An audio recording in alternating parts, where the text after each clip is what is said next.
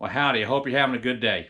This is a video series on building an acoustic guitar, one of my guitars that I build, and it's in several parts. So each part's going to show you a different kind of subsection or sub area of how we build the guitar. And I hope you enjoy it. If you like it, click below, subscribe to the channel. On top of that, we're on all the social media platforms you'll see below: the Instagram, the Facebook, the Twitter. So if you would, please follow us, and hopefully you like the videos. Leave us a comment. I'd like to get your feedback, both positive and negative, about what you think. And again, hope you have a fine day. So we start with the neck block. It's about 2 3/4 inches wide, about 4 inches at one end, and about 5/8 to 3/4 of an inch. This block basically has marked up what all we need to cut away and all the cut lines for the neck. Now here we are on the bandsaw, we are making the mortise and tenon joint.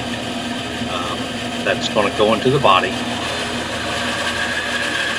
You notice this is several pieces of wood glued together. That's how most guitar necks are made. They're not one piece of wood. This is hard maple, very stable, wonderful wood to work with, machine.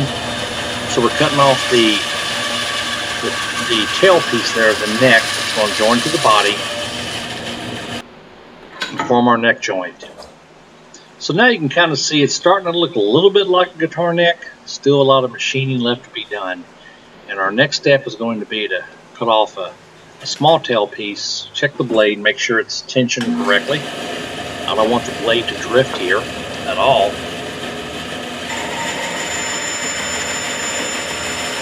So I'm cutting this off, and again, this will go into the body, not the guitar, but you'll see in a later video. This video is fairly basic, just how to build the neck. I didn't show in this video how to originally cut the lumber, cut the wood to dimension, because that's a pretty basic woodworking task. This little tail piece here, once we cut it off, we then have a mortise tenon joint that's pretty much ready to go with a little bit of machining.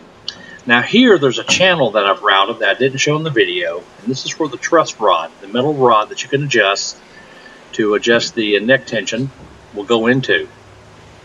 I also didn't show in this video the fingerboard being glued on, because again, that's fairly basic woodworking to glue a piece onto another piece.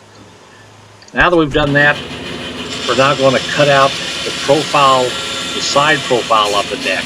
This is the headstock where the tuners go at the very end. And you should be able to see my markings on here, my pencil markings on the profile of the neck.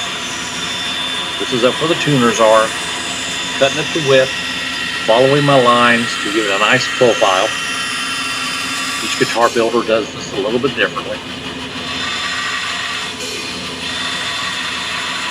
So as the bandsaw glides through this part of the neck here is about 1/2 inch, while the bulk of the neck, where your hands go, is going to be about it's about 3/4 of an inch now, but it'll be machined down to about 1/2 inch. Now that we've cut that, we're going to cut the profile for the neck. That is actual neck width. At the first fret, it's about 1 3/4 inches, and at the end of the neck, the 22nd fret, it's going to be about 2 3/8. Where the 14th fret meets the body of the guitar, it's going to be about 2 1/8. This is kind of the standard width and profile of a Martin guitar. Martin guitars typically are kind of the standard bearer for acoustic guitars when it comes to dimensions and size. This is also the right width of the neck to fit your hand well. The string spacing is good. It's not too far apart, not too close together. And it's comfortable for most adult players. So again, we're cutting that profile. And you can see with each cut, it looks a little bit more like a guitar neck. The bandsaw I'm using here is a 14-inch bandsaw with a 3/8 inch blade, which allows me to make some tight cuts, at the same time have enough beef to the blade to where it doesn't drift very much. important to have a well-tuned up bandsaw for doing this operation, or with any bandsaw operation. Now we've got that cut. The next thing we'll do is cut the 4-inch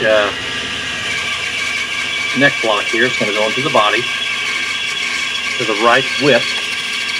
Again, these are just basic cuts, machining the material down, so later on we can use our draw knives and rasp to bring it down to the right dimension, the right shape.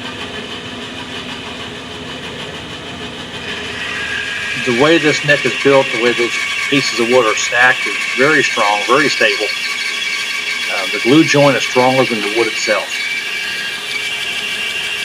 I also made sure the grain was matching and that the grain interlocked correctly. And there we go. That's kind of a rough cut neck. Now we've got to cut the curved piece out the neck block. So working that through the bandsaw slowly.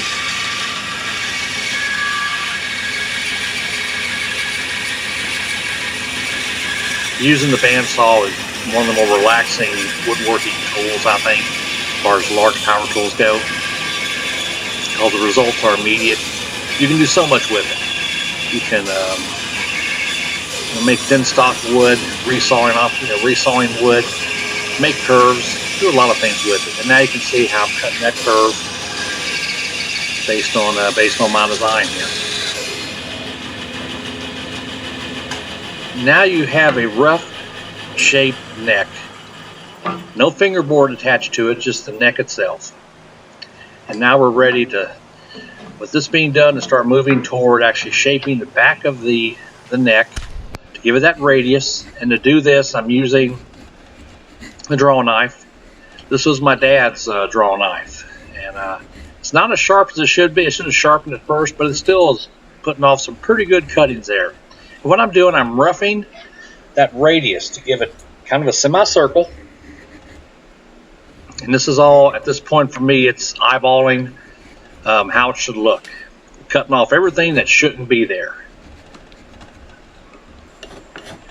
Now I've moved my clamp so I can kind of pull the knife toward me. The draw knife is a wonderful tool for doing this work.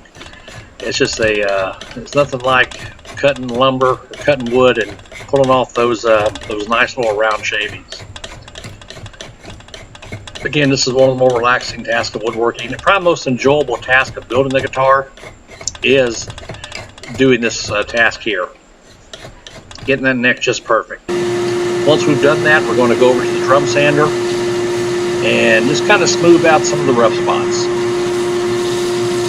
This drum sander makes quick work of what could be very tedious hand sanding. I'm just trying to get that radius where I want it. About a ½ inch thick. Now I've got the fingerboard glued on here, as you can see.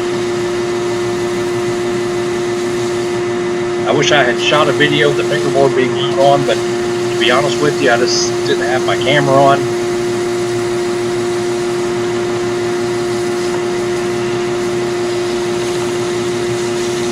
Kind of work that around. And now we're going to next move over to doing some more shaping. I used the draw knife before. Now I've moved over, and you can see it's still pretty rough, and use the Sureform tool. The Sureform tool is a great old tool. This one here is at least 60 years old, and it belonged to my granddad. My grandfather on my mother's side, we called him Pop. He was just an incredible craftsman, carpenter, woodworker.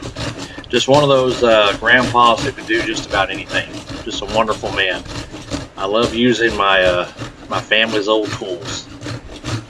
And this is a little simple Sureform tool. One of the best tool designs of any tool ever, I think. You can do so much with it. It's a rasp basically with handles, and you can remove all different types of material.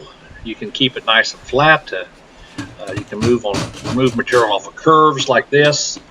It cuts nice small shavings, so you don't cut off too much material, just enough. And again, at this point, we're still rough shaping. Getting it down to kind of the approximate semicircle or half moon shape that I'm looking for. Now we're going to start fine shaping. We've got it on the bench, got the bench padded, not to damage. I've got a small straight edge here, and what I'm doing with the straight edge is marking the high spots. As you can see in front of the neck, I have a set of calipers that I'll use to measure the actual depthness of the neck to make sure it's the depthness that I want. And here I'm using a newer Sureform tool that has a fine blade on it. And this is perfect for removing small pieces of wood. Not too aggressive. Take my straight edge again and just see where I have high spots. The low spots on this I've already measured with the calipers, and it's a little bit less than ½ inch, not including the fingerboard. And again, just sitting here on a hot summer day with my tools, just having a nice day in the shop creating something. Now we're going to take a small rasp and work over that back edge in a nice rounded corner where that neck block goes into the body.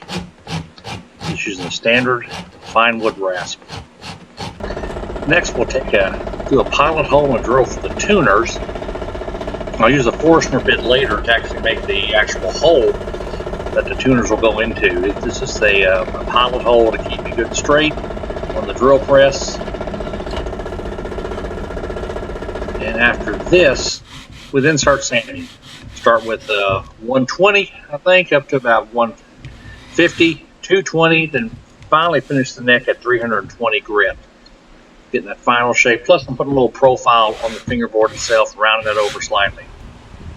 Now it's time for fretting. I take my fret wire and basically with a small brass hammer, as not to damage it. The fret wire has tangs on the back of it that hold it in place in the fret slots. So if you tap those in, check each one of them. And this guitar has 22 frets. If you notice on the fretboard, there's also our fingerboard, there's dots. I didn't show this in the video, which is nothing more than a small 1/4 inch Forstner bit hole drilled pretty shallow, and these are little pearl inlay dots that are glued in place. Again, slowly work these frets in here, make sure they're seated good and well. And then when all the frets are in, as you can see, there's excess on each side. I'll take a set of clippers, clip off the ends, and then take different diamond files, different size files, and file the ends so it has a nice profile. So the guitar is very playable, so when you're going up and down the fretboard, you're not hitting the frets. Dress them really nicely. And then here is the completed neck. Just about ready to go. Still need to mount the tuners and so forth, and you'll see that in a future video. And again, this is not really an instructional video, but just showing you the basic steps that go into putting together and making a guitar neck. And you can see there's been rounded over and sanded, and it turned out pretty nice. That maple is just a beautiful, beautiful wood to work with. It's going to take finish really nice and just be a nice product, which you'll see in the last video. I want to thank you for watching this video, and there's several parts to this guitar build, and we invite you to like and subscribe to our channel and leave us a comment. I'd like to hear what you think, and I hope that all of y'all just have yourself a fine day. Thanks again for watching.